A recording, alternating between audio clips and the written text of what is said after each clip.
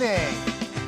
Welcome to Law Talk, where we bring you the Constitution and the law into your living rooms once a month. James Barrett is not here this evening. He's taking some time off, so I'm here, Mark Melikowski. And then we have a guest who is on the telephone coming in tonight, and that's DeAnna Loraine. DeAnna, how are you doing this evening? Hey, Mark, it's great to be here. I'm doing fantastic. How are you guys? We're doing great. Well, tonight we want to talk about one of our most cherished institutions, elections and voting. And I understand that you were running as a candidate for Congress. What district were you running in?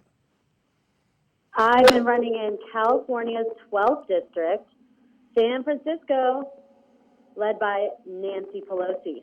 So hasn't Nancy Pelosi been there for something like 34 years, 17 terms or something like that?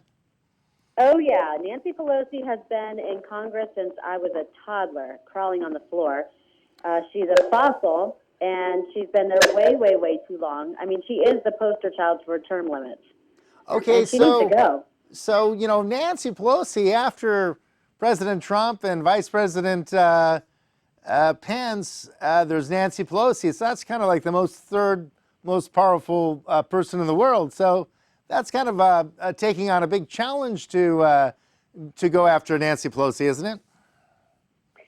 Well, yes, it's definitely a huge challenge. But, you know, I felt like, why not go big or go home? You know, why not go for someone that I have the most issues with in our country in office, someone who I believe is the head of the snake. You know, she is the individual who is leading the charge of taking my beloved country down a destructive path and taking the District of San Francisco down a very unhealthy, unsanitary, and destructive path. You know, there's obviously other people that I could have ran against, but she is a woman that just embodies, I think, everything that's wrong with the corrupt leadership in the United States right now.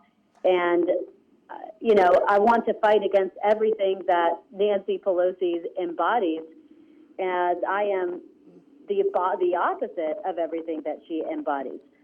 And I'm a born, you know, California native, born and raised. I've never lived anywhere outside of California.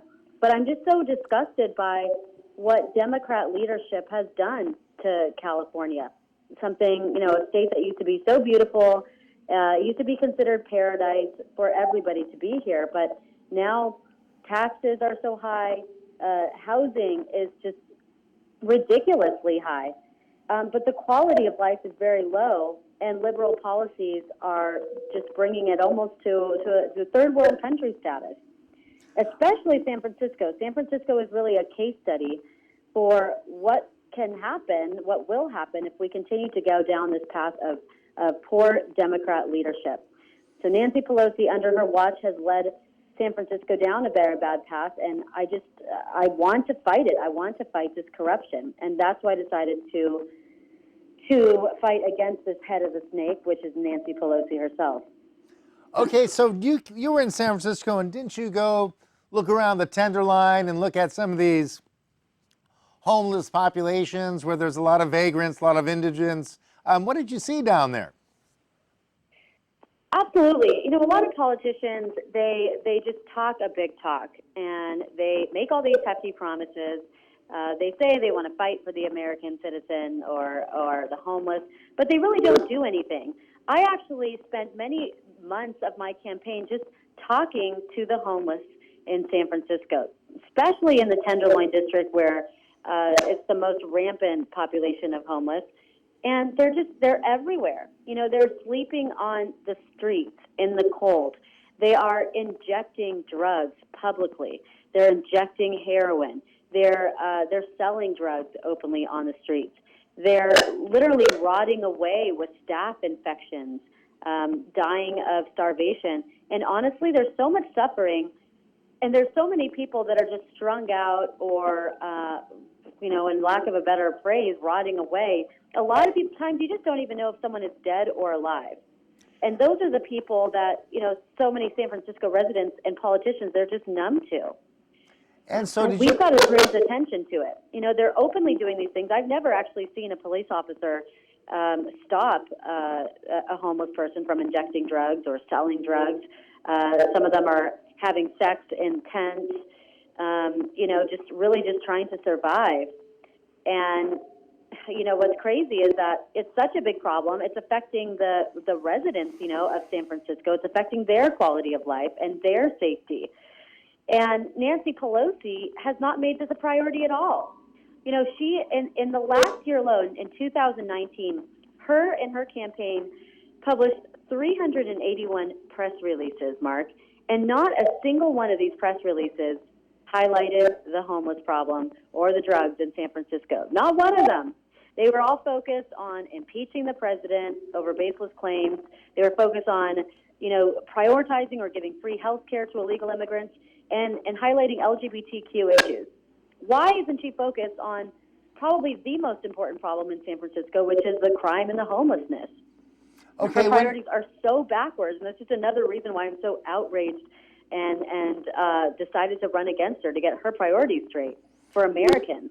You know, these are someone's brother or sister or father that is just dying and suffering on the streets. And 50%, here's just another little stat, 50% of homeless individuals over the age of 50 became homeless for the first time after their 50th birthday. You know, imagine your dad spending his retirement years homeless. But this is what's happening in San Francisco, and we need to actually solve this issue.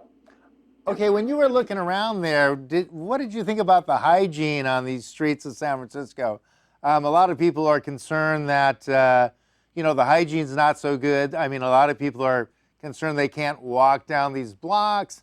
A lot of businesses are having a hard time attracting customers in one thing or another because there's the homeless, a vagrant population.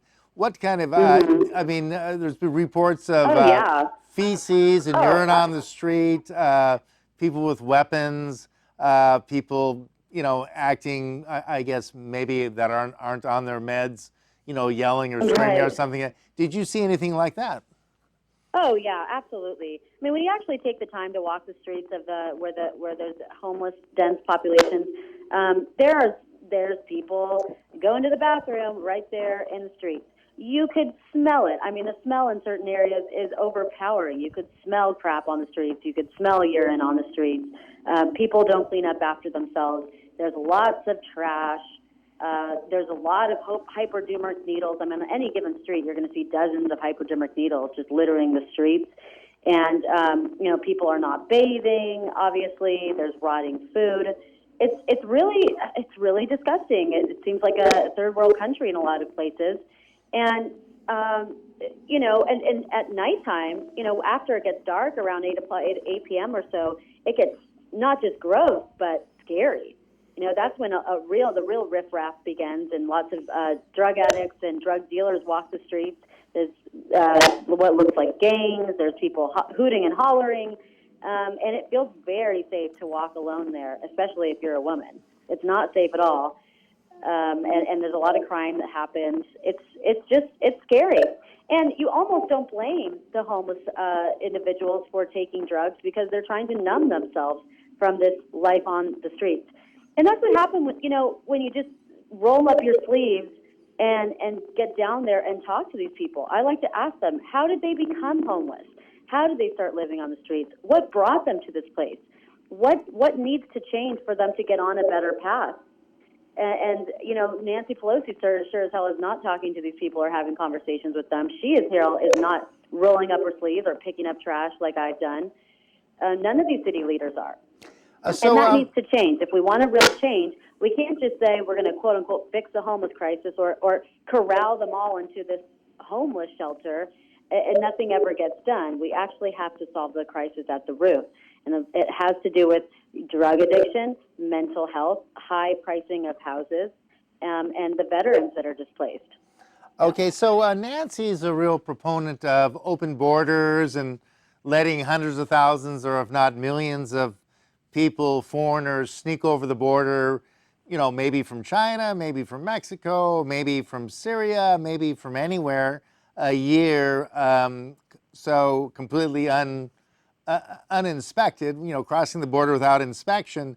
And she seems to think that this is real beneficial for the United States of America. What do you think about open borders where anybody from anywhere can come across the border and then get taxpayer benefits, get medical, get schooling, get food stamps, get housing? Are you in support of open borders, as is Nancy Pelosi? I'm absolutely no way in support of open borders like Ms. Pelosi. I mean, she wants to turn the rest of America into the worst parts of San Francisco. She wants to turn the country into a sanctuary country, like she's championed San Francisco to become a sanctuary city, and it just doesn't work. We can't have people, just flooding into our country or our cities unvetted. People that a lot of them are criminals, not all of them, but a lot of them are criminals. A lot of them have no desire to assimilate into the American way of life. They want to bring their way of life in there.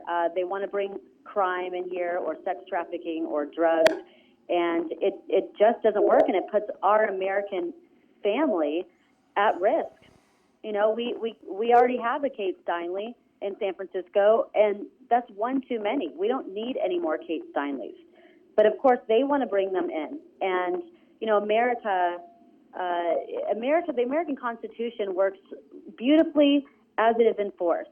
And the immigration system works beautifully as it is enforced. We have to protect our American citizens first, and protect people that want to come here the right way and have them have that path to citizenship. When people come here the wrong way, when they cheat the system, typically they continue to follow in on those criminal law-breaking ways. They just bring that law and disorder with them. And a country that cannot control its borders cannot control its destiny, plain and simple. And don't we have a right to control our destiny? Don't we have a right to say who comes in our country and who goes out? Because that's what's going to shape our future. That's what shapes our American destiny. And people, when they come and they don't want to, adapt to the American way of life and disrespect it, it affects all of us. And not only that, I'm just going to add that, meanwhile, the elites, like Nancy Pelosi, they'll still be protected by walls, by their mansions, by guns, by armed bodyguards. And we citizens are going to have to pay. We're the ones who have to pay for the effects of the open borders, right? Okay. She and the squad want to have our borders open. They want to have illegal immigrants flooding through, causing our own backyards to be more dangerous than ever, more homeless than ever. But they want to push for greater gun control and leave us defenseless and disarmed from these greater threats. So obviously, what does that say about Nancy's concern for Americans' well-being and for her agenda for America's? That should tell you everything that you need to know. Okay, so a lot of people these days are, pretty upset and pretty concerned, and the media is very, very vocal about this. The opera's closed, the symphony's closed, schools are closing. I guess in some places they're saying if you have more than 25 people in one group, that's too big of a group. And as far as open borders, how do you think that open borders, having hundreds of thousands or millions of people crossing the border that we know nothing about each year, coming into America, pretty much living on the black market, a lot of them doing whatever they need to do, whether it's selling drugs or pimping or taking jobs from Americans. How do you think that would affect the coronavirus? That's a very big concern these days. Right. Well, the coronavirus is just it's wall-to-wall media coverage right now. It's topic number one, and so of course, this is what President Trump talks about so much. This is why he's so passionate about having closed borders and a strong and sensible immigration system, because of things like this, because of problems like this, because of epidemics potentially like this, health concerns. Like I said, not just health concerns, but crime, sex trafficking, drugs.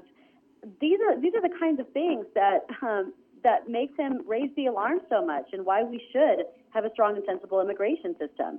Obviously, when we have open borders or unfettered immigration, we open ourselves to dangers like this.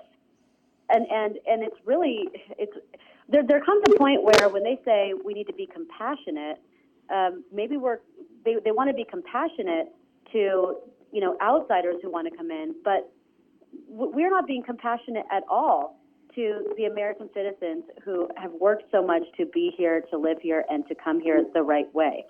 It is the immoral and not compassionate thing to do to have this unfettered immigration, right? And the other thing is, I just kind of feel like this. Before we get all crazy, when the media has wall-to-wall coverage of something like this, like the coronavirus, and they tell us that we need to panic, and they tell us, we need to stop shaking hands with people and everything. I just have to say that a couple things. We just have to ask, what could they be trying to distract us from? Number one. Number two, what could they be trying to blame on President Trump? And number three, is the solution that they're presenting something that may have a nefarious agenda or impact on we the people? And oftentimes, that's the case when they push something like this and they whip us up into a frenzy like this. So, not to say that there isn't valid concerns with the coronavirus, but they are hyping it up a lot, and I'm just a little bit weary about it. What the agenda might be behind it, and you can already see they are blaming President Trump, and they're trying to get his hands dirty in all this as much as possible already. Okay, so another thing about open borders, Nancy's really open borders. I mean, she spent, I guess that's the main gist of her whole being speakership. She wants to make sure that anyone from anywhere. I mean, I guess we've got 500 million people in South America. They want to let them in, get them free medical, free education, free housing, free food. That's 500 billion people. That's a lot of people to support, but she wants them. Do you think that perhaps the reason Nancy wants to bring in billions of people from other countries because they might vote Democrat? Absolutely, of course. That's their little. That is a nefarious agenda of theirs. Is of course they want to bring people in to be Democrat voters and turn this into a fully Democrat country. And not only that, they're really pushing for full-blown socialism. It's a very scary thing because once you really change the demographics of a country, you really can't turn back. Look at Germany, look at Sweden, look at France. It's when you go there, it doesn't feel like France anymore. It doesn't seem like it. It's such a different culture, and they really want to change the face of this so that they can have power and control. And for the Democrats, it's all about having power and control over we the people. And conservatives fight for freedom, individual liberty, maximum individual liberty, and minimal government control and interference. One thing I wanted to ask you about. I mean, there is the leader of the Republican Party in California. Seems that she might be kind of a quasi Democrat in some of her stances. I mean, I think that. What the expression is some rhinos. Have you experienced running into any rhinos during your campaign or getting involved in politics at all in California? It's funny you ask because, when I first started out with my campaign, I thought that I would be fighting the left. I thought that my main opponent would be Nancy and the left, that I'd be spending my time and energy fighting. But what it turned out to be is that I've spent so much of my time fighting the rhino establishment Republicans on my right. So, my main opponent, or one of the opponents that I was fighting, was an individual named John Dennis, and he is the epitome of the establishment Republican. Old white man, establishment type. He has ran 4 times against Nancy Pelosi in the last 10 years. And he just keeps running and running, gaining very little votes, raising a lot of money, but not really doing any campaigning, not having a strong message, not openly pro our president, or pro conservative values. So it almost seems like he's just a Democrat plant to keep Nancy Pelosi in every year. But him and his team have been the people that I've been fighting the most throughout this. They have tried everything they could do to try to get me out of the race from day one. They've tried to intimidate me, smear me. I mean, him and his team, John Dennis and his team, have mastered Nancy Pelosi's wrap-up smear, and they've used it on me, which is pretty sick because, we're not really supposed to do that as real Republicans, which again leads me to believe that he's a rhino. What can you give me a little detail? What's this wrap-up smear that you're saying that Nancy Pelosi invented and kind of perfected? I don't know if you've ever heard of the wrap-up smear, but Nancy Pelosi, there was a clip that she got caught on, but she was saying to media, I guess she thought the cameras were off or something, but she said that, that they invented the wrap-up smear, which is you blame someone for having falsehoods. You say something about them like this person is a liar, or this person this person meddled with Russians to fix the election or something like that. So you put falsehoods on them, and then you tell those falsehoods to the media, some quote-unquote trusted media outlets like the New York Times or Washington Post or something, and then they write up those falsehoods about that person as if they were true, and then the public likely believes those falsehoods about that person because they think, well, the New York Times is saying it, the Washington Post is saying it, so it must be true. So this is how they effectively smear people, and what they've been doing towards our president from day one. That's how they get people to buy into it. So that's Nancy Pelosi's famous wrap-up smear. And little did I know that my Republican opponent would be doing that on me the whole time. They've been smearing me, trying to say that because I don't have a family, I'm not married yet, I'm a single woman, so I must be promiscuous. And they were, running around town trying to print up articles about me being promiscuous. That was a big one that they kept using around, calling me a floozy, which was pretty crazy. We got the head of the Republican Women of San Francisco calling me a floozy, printing things in their little blog about this. They said that I had crazy things. They said that I had a DUI. I've never had a DUI before in my life, but they, wrapped up that smear. They said that I was, I was trying to make money off of this run, and I was only running to make a bunch of money, and that was it. I was trying to steal people out of money. I mean, they were just saying ridiculous things. Okay, so this John Dennis you're running against, I mean, is he also the head of the some kind of committee? And did the committee that he's the head of fund his campaign? Yeah, well, that's another thing. It's such a conflict of interest because John Dennis, over the last summer, became the chair of the San Francisco GOP. So he's the chair of the San Francisco GOP, but at the same time, he's also running for Congress for that congressional seat in this district where the GOP is. So he's both a candidate for Congress in the district and the head of the GOP. Obviously, that raises huge conflict of interest. And then on top of that, his campaign manager is the executive director of the San Francisco GOP that John installed.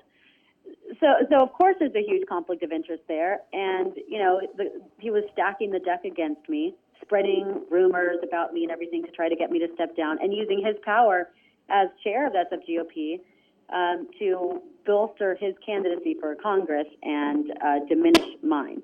Okay, so is there some rule in the Republican Party that you have to get approval from the committee to run? I mean, were you supposed to get permission? Is there some rule in the Constitution that of the Republican Party? No, there's no rule whatsoever. But John, one of his big attacks was that I didn't get permission from him to run, and I should have sought his permission. You don't need to get anyone's permission to run.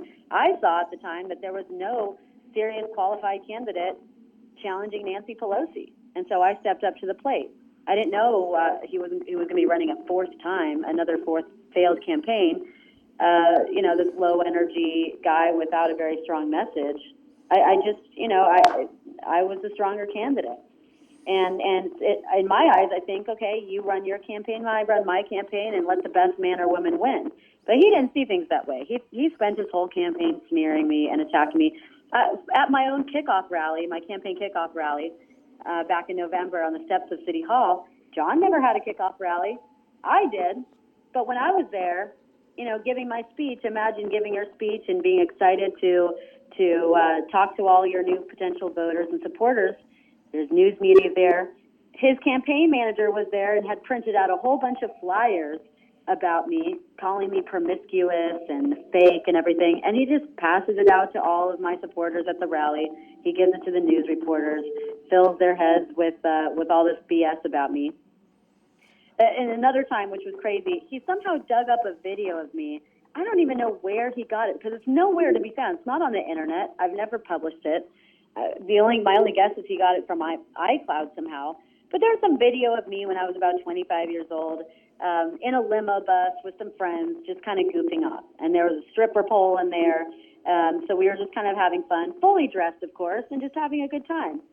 So he somehow got a hold of this video and sent it around to hundreds of Republicans and supporters and on social media. And again, trying to say, DeAnna is promiscuous. This is a terrible candidate, and just try to smear me. It was very immature, ridiculous.